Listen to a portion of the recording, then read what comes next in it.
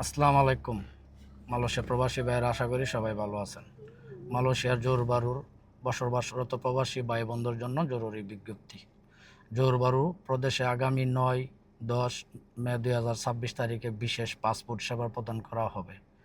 যারা ই পাসপোর্ট আবেদন বা পাসপোর্ট ডেলিভারি নিতে চান তাদের জন্য বিস্তারিত সময়সূচি। স্থান: অগ্রণী রেমিটেন্স হাউস, জালান ওয়াং আহ ফুক, বান্দর, জোহর বারু। সেবার তারিখ ও সময়: ৯ ও ১০ মে ২০২৬ শনিবার ও রবিবার, সকাল ৯টা ৩০ মিনিট থেকে বিকাল ৪টা পর্যন্ত।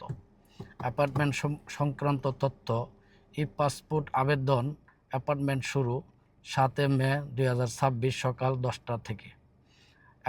পাসপোর্ট ডেলিভারির অ্যাপার্টমেন্টের শেষ সময় ৭ মে ২০২৬ দুপুর ২টা পর্যন্ত।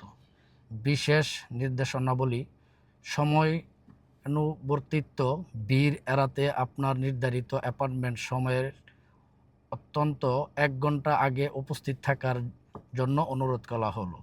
জরুরি অ্যাপয়েন্টমেন্ট ব্যতীত কোনো আবেদন গ্রহণ করা হবে না।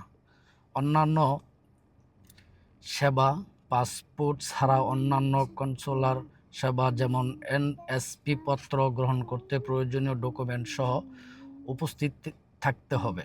যারা এবার অ্যাপয়েন্টমেন্ট পাবেন না তারা আগামী জুন ২০২৬ এ পরবর্তী মোবাইল কনসুলার ট্যুরের সময় চেষ্টা করতে পারবেন। আপনার পরিচিত যারা জোহর বারুতে আছেন তাদের সাথে পোস্টটি শেয়ার করে তথ্যটি জানিয়ে দিন। যারা জোহর বারুতে আছেন তাদের জন্য সুন্দর একটা সেবা প্রদানের সিস্টেম চালু করছে বাংলাদেশ হাই কমিশন। তো আপনারা যারা জোহর বারুতে আছেন আপনারা এই ভিডিওটা দেখবেন, অথবা বাংলাদেশ হাই কমিশনের পেজ থেকে দেখবেন। ওইখানে তারা সময়সূচি সুন্দরভাবে